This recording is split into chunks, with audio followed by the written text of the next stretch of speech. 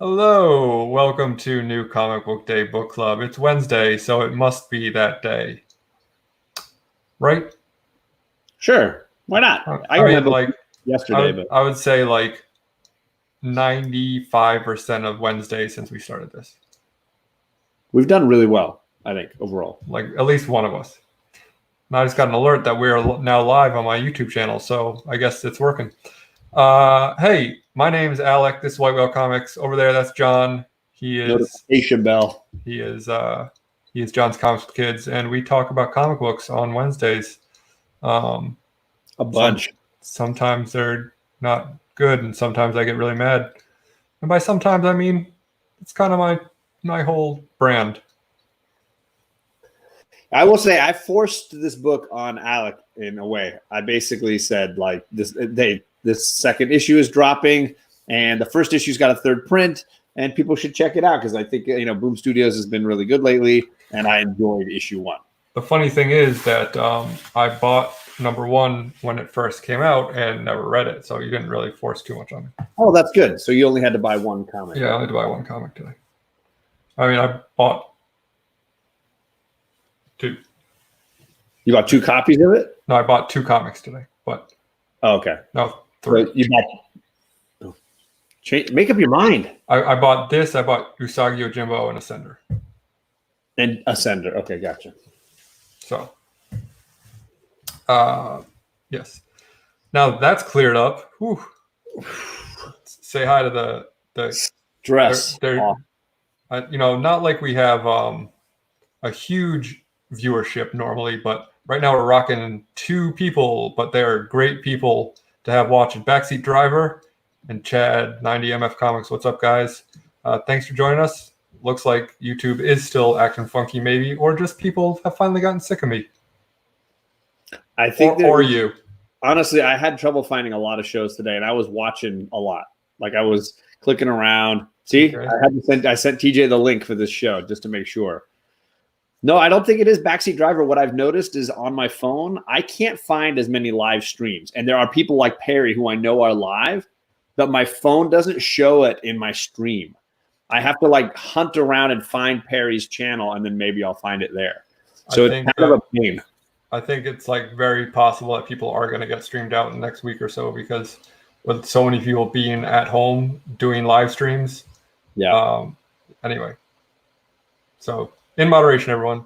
Thunderhouse Design, what's up? Gore Vidal, always nice to see you both.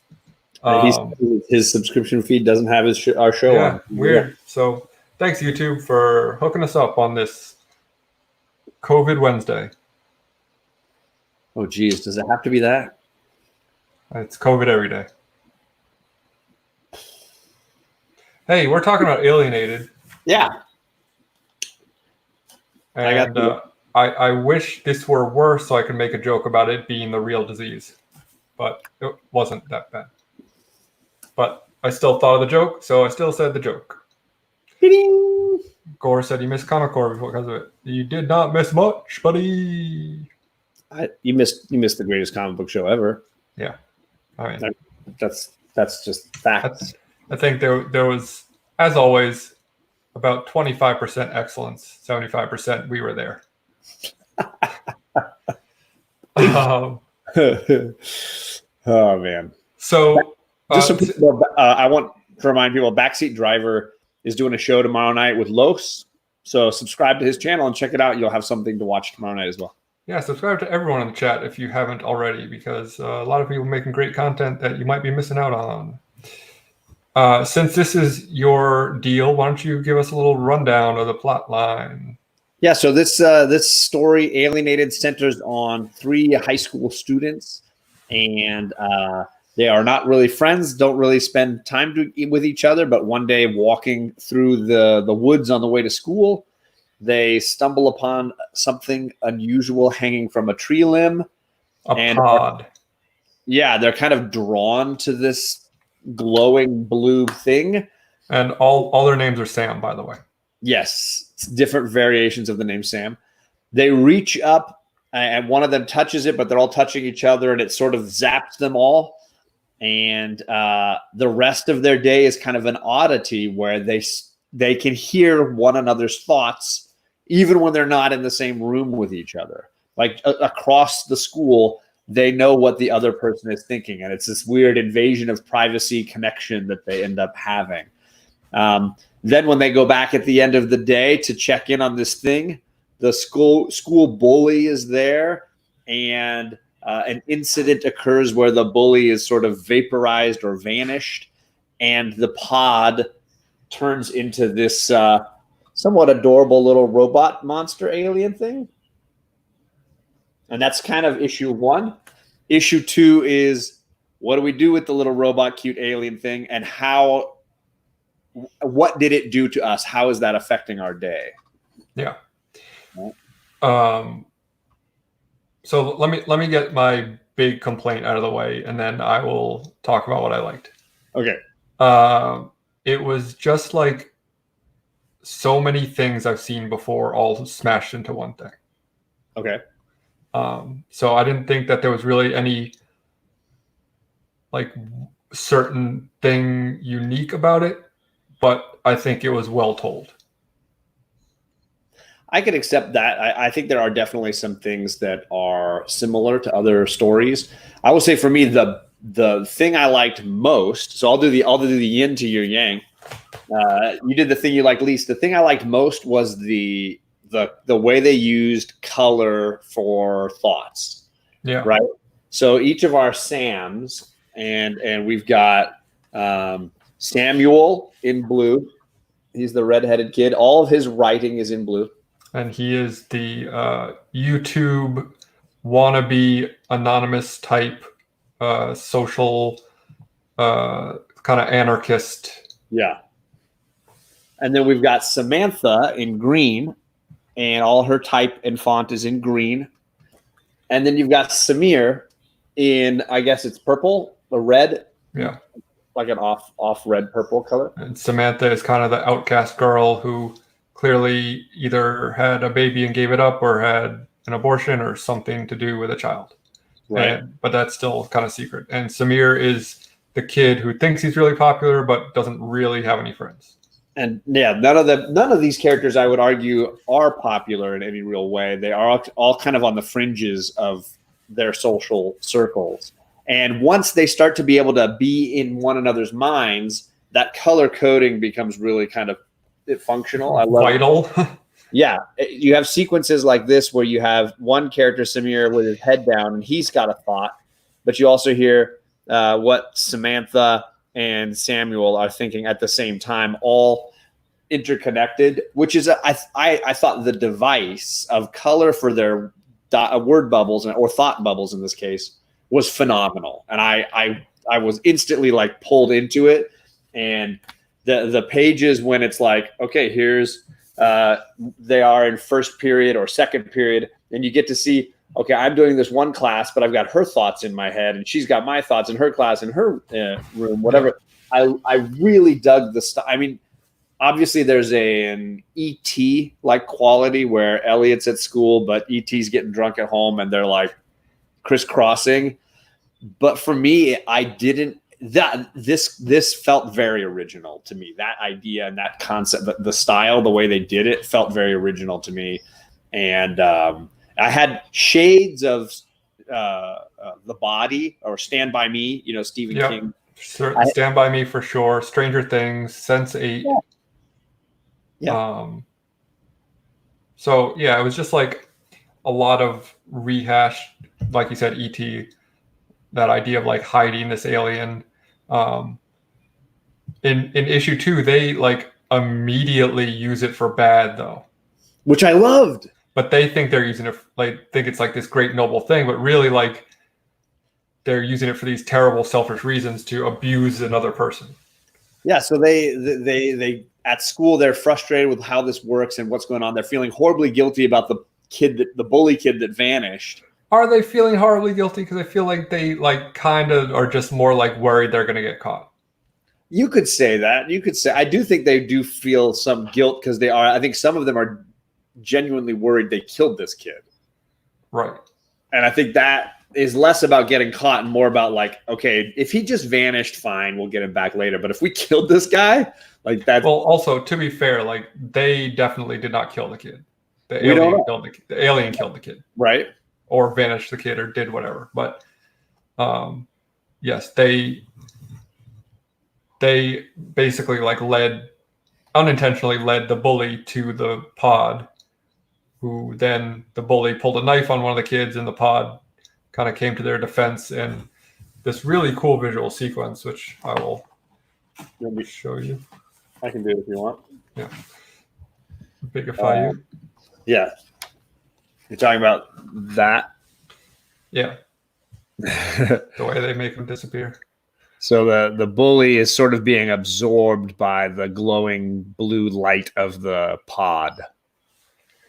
And it kind of starts on the page before a little bit, but like, yeah creepy. One other slight criticism I will give to this is that so the last page is not like the villain reveal, but it's this really cool panel revealing that the pod is an alien. But is it a reveal at all? Because the thing's on the cover. So we already know what it's leading up to. Are you saying they robbed their own villain reveal? Yeah, and I don't know if it's a villain reveal, but they robbed their own last page twist. Which I was fine with. Like I knew that something had to come out of that pod. It was clearly alive in some fashion. I was fine with that. I like and like at the front here, I don't know what this thing is, but by the end here, clearly it's making noises. It even says awesome or whatever. Yeah. But I mean, as soon as you see the pod, like you put two and two together, you're like, well, that thing's going to be the alien. Thunderhouse said, I missed if he said who the writer is. We neglected to. The writer is Simon Spurrier, and it was illustrated by Chris Wildgoose. And I will say, I know Spurrier has done other things, but I have probably never read any of them because I don't instantly connect his name to anything. Yeah. And Wildgoose I've never heard of. But I will say my favorite, other than the basic concept, I like the art best of all in this series. Art's great. Some of the splash pages, like there's a page in issue 2. Oh, the spread page with the diagonal panel. Yeah. So I think it's almost like issue 1 had this one. Yep. Where their minds are sort of melding a little bit, and you have each of them having their thoughts layered on top of each other, and they're again color coated a little bit with the green, red, and blue. And then this one's even better. It's might be hard to see, but it's them basically once the bully has been kind of sucked into whatever this alien did to him, they start getting his thoughts too, and they see these visions of him thinking about shooting up the school. But the I would call him the main character, the first Sam, the blue Sam. He says like, he talked about how he's trying to kind of quell his own memory of driving away because his mom moved around a lot for work. So you can see down here in the gray, it's like him driving away from his friends as a kid. Yeah, hiding something from the. And so it's like kind of a cool visual representation of like these memories being pushed to the back, and like, so I thought that was well done. Yeah, I think that page was my all-time favorite between both books, and for me, sealed the deal on the series for me. That like I want more of it. I like you're saying, the idea that they use it for evil is way more interesting than using it for good. Yeah, so to get into what that is, there's one character who is kind of like uppity and full of herself, and she is a singer. And in not one of our 3 characters. This is right. a different side character who is annoying to all of them. They all don't like. She is like friendly, or the Samir is friendly with her, right? But clearly they're both social climbers, right? And it's like established in the first book that she does not like the bully that vanishes, but then she does like this whole thing in front of the school where she's crying and she's like making a big deal about how sad she is about it. And then she does this whole like YouTube thing basically to try to get on this other show which is the Blue Sam's kind of idol named Waxy, right? Waxy, who is like this 6 million subscriber, like huge anarchist channel. And so in order to get back at her, they basically infiltrate her mind using this alien and pose as angels and utilize the vision of the alien as God and tell her that God is blind and that she is not special and that God doesn't care about her. Which I think is so messed up and cool looking. Like it's illustrated really cool. Yeah, the form that they all take as angels, where they're talking to her and tricking her into believing that she's seeing the other side or whatever, is so cool. And again, you get the red, green, blue kind of imagery going on, and the way they talk to her and the way they're sort of messing with her. And I will say my favorite part about the sequence is they seem to be taking it way too far, and we don't actually see what happens to the girl when she wakes up. Well, we kind of do, and it's suggested that this alien has consumed her consciousness. Just like the other guy. But her body's not gone. Which we don't know, because it shows her in the car next to the guy. We see her in the car, but then the other guys are still talking, and then the alien does its little speech, and it clearly has done something to this girl. Right. I took it as it kind of like I said, ate her consciousness and left her as some sort of vegetative state. I just found the whole idea very interesting and a little bit creepy, a little bit of the Stephen King, but also like perfectly in that teenage angsty drama stuff. Yeah, and I think that sequence kind of ends with one of the characters says it feels good doing good or something like that. So they think like, oh, like we really took her down a peg. We did something great for the school and society.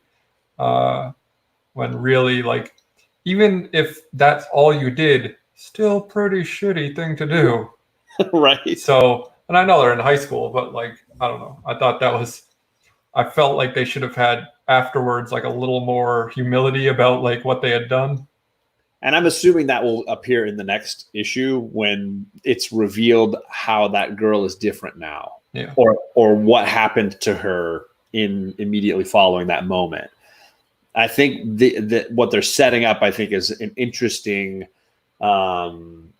guilt situation. And like you mentioned, the idea that they're in each other's minds, but also trying to hide things from one another, and it's slowly eking and connecting between them. I thought that was all very interesting as you unravel the innermost qualities of themselves.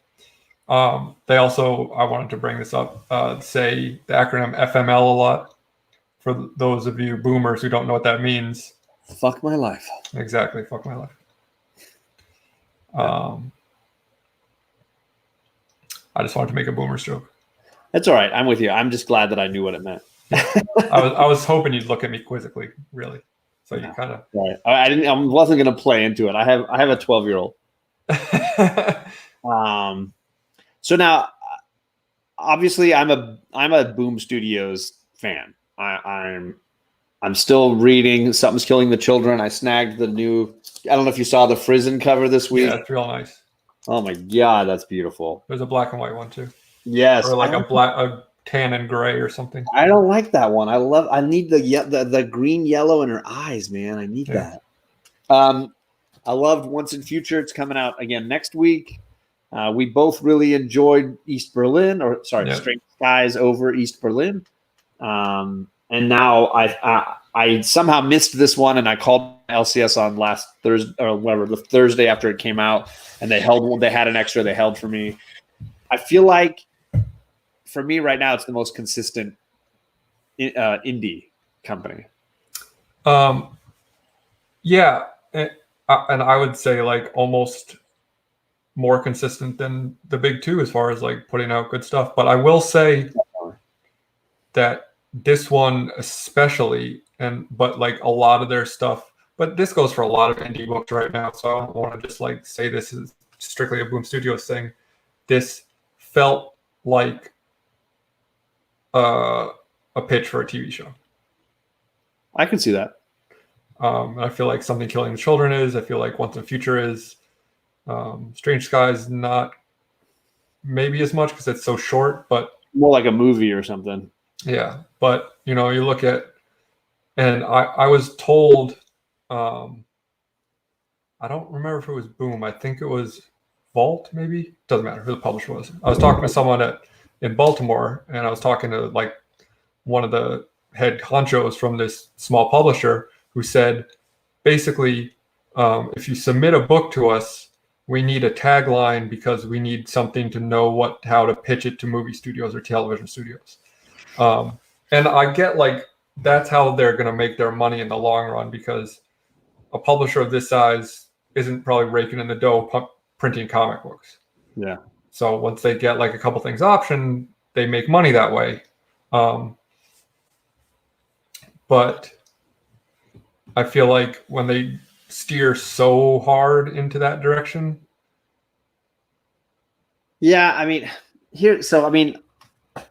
as somebody who like spent a lot of time drawing storyboards, like I feel like comics are naturally going to be a storyboard bridge to film or television. I think it's hard to steer away from that, and it doesn't bother me when that happens, or when I mean, obviously if I felt it was excessive, but I don't in any of these Boom Studios. I don't feel like it's excessive either, but yeah, I mean, Once in Future I think would be a ridiculously challenging TV show to make. I think it would be really all over the place. I mean, I really enjoy it. And Thunderhouse, yeah, it does come back next week. There's a killer Frizen cover for next week's Boom Studios, next week's Once in Future. Have you seen it? No.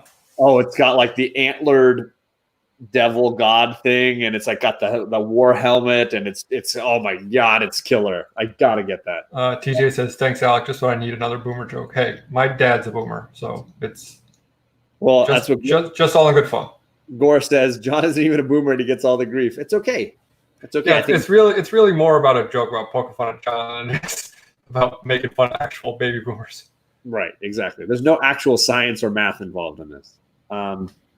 So the film version, TV version thing doesn't bother me so much. I just want it to be entertaining, and I was really entertained by this. I would say I don't think it's as good as Once in Future or Strange Skies, but it's been better than a lot of the Image #1s we read last year. I would say better than most of the Image #1s. I would say better than most of the Marvel #1s we read.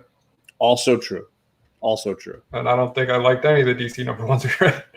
Yeah, exactly. So for me, like it's head and shoulders above all that kind of stuff.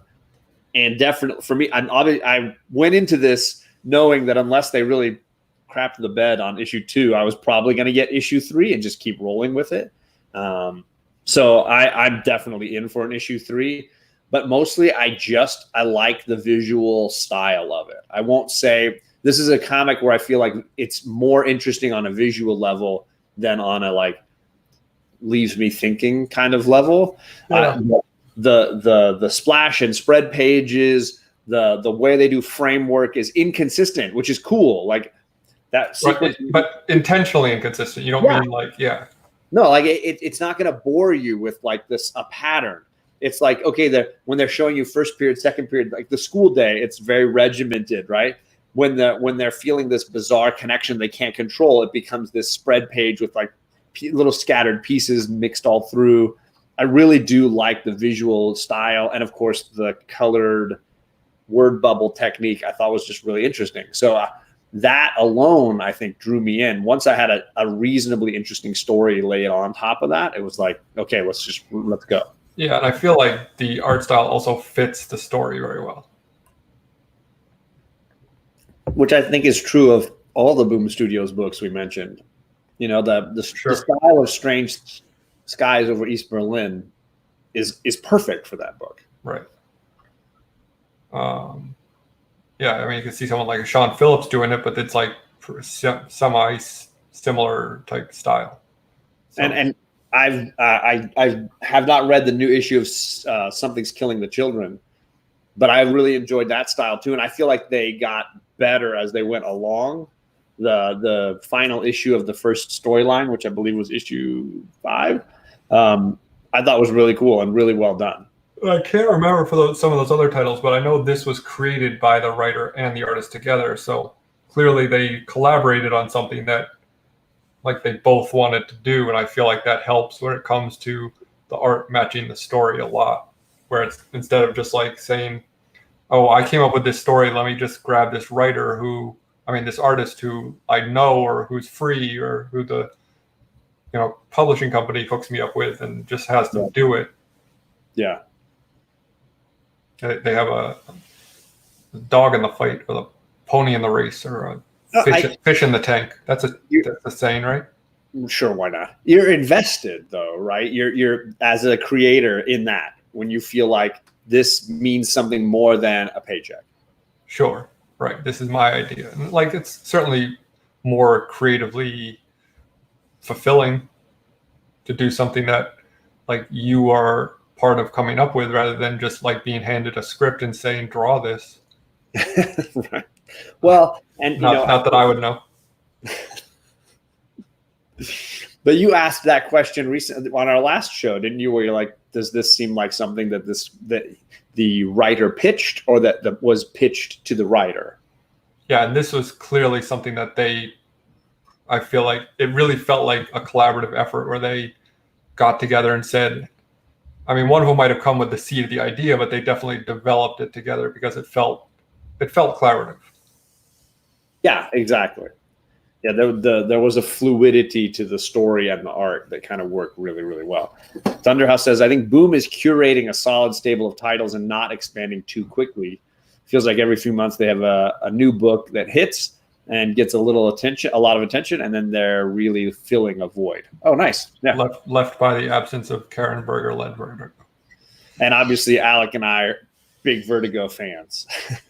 Yes, number one imprint. Hey, TJ liked one of my jokes enough to repeat it. Fish and tank, sure, why not? Yeah, Karen Berger was definitely like a visionary and created something really, really special that I don't think will ever really be duplicated. And if anyone has one of those first appearance in Death Alienated with a Karen Berger editorial and wants to give me a really good, really, really good price on it. I don't know anything about what that is. Sorry. So Sandman 8, First Appearance of Death, there is a version that has an editorial page by Karen Berger in it, and they're like less than 20 of them in the world or something crazy. Oh, wow. Something super dumb. Why was that only that? It was just because the editorial was so shocking? No, I don't. I've never read the editorial. I'm sure it's online somewhere, but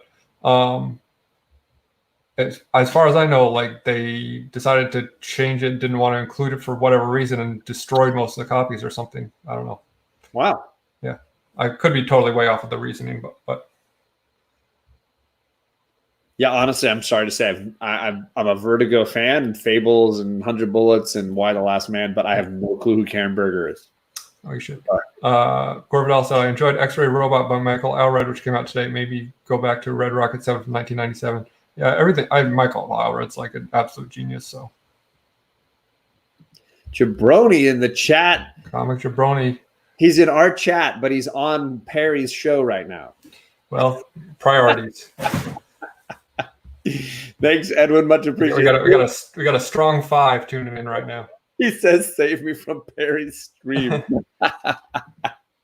Sheesh. Sorry, Edwin.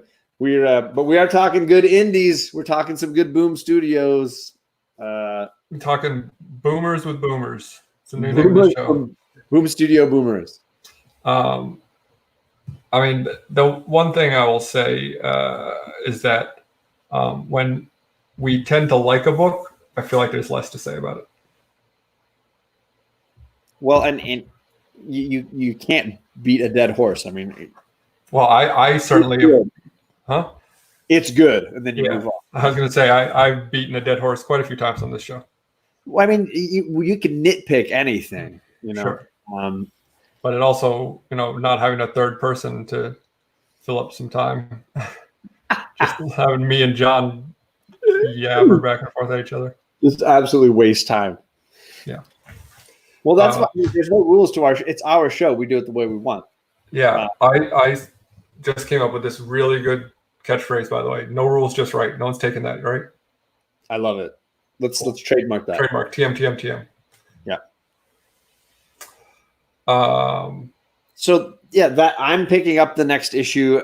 He's on a hard cut back, so he's probably not picking up the third issue.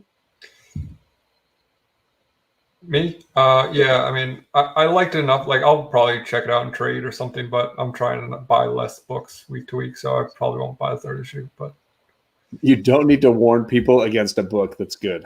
Yeah, Backseat Driver says. Nick Orville says he's going to reread it tonight and listen to David Bowie Station to Station talking about Red Rocket 7, I assume. We were listening to Bowie a bunch the last few days. Yeah, always listen to Bowie. Bowie's the best. The King of Kings. One of my students was wearing a Bowie, like a replica Bowie tour shirt to school. And I was like, that's cool. And then she didn't know who Bowie was, but I was like. And then you're like, go home. Go to the principal's office. Mom is smart enough to buy you with a good shirt, not smart enough to make you listen to the music. So right. I've actually made her listen to Space Oddity. So yeah, right. Fill the void. Just hand her a copy of Hunky Dory and say, go home. Oh, we perked up Chad 90 Miles from Comics. Oh, he's a man. So next week, we were thinking about going back to Vertigo. It's kind of perfect that that came up in the chat. Right, because it is a grim release week. Yeah, I mean, next week looks really flat, especially for like issue number ones or, starting. I mean, obviously Once and Future's coming out, and that's been great. A new storyline, issue 7 or whatever. We've already done that on the show once. Yeah. So ground control to Major Tom. No, don't get strike. So I sort of threw it out during the offline for the last show that I thought it would be. We've been talking about trying to do the first trade for Fables. I can't see that. It just looks like a splotch, but that's a Fables tattoo. So did we want to do the first trade? Yeah. So like the point, right? First 6 issues, which is like the Rose Red murder. Yeah, the Rose Red murder storyline. Yeah. The only issue is not drawn by Mark Buckingham. I mean, I don't mind skipping around. I think I think it makes sense to start at the beginning. I mean, Animal Farm is great. That's the second. Animal Farm is great. And then for me, the third is my all-time favorite. The Love Stories one is just amazing. All the stuff with Goldilocks and the Great Fables War, incredible.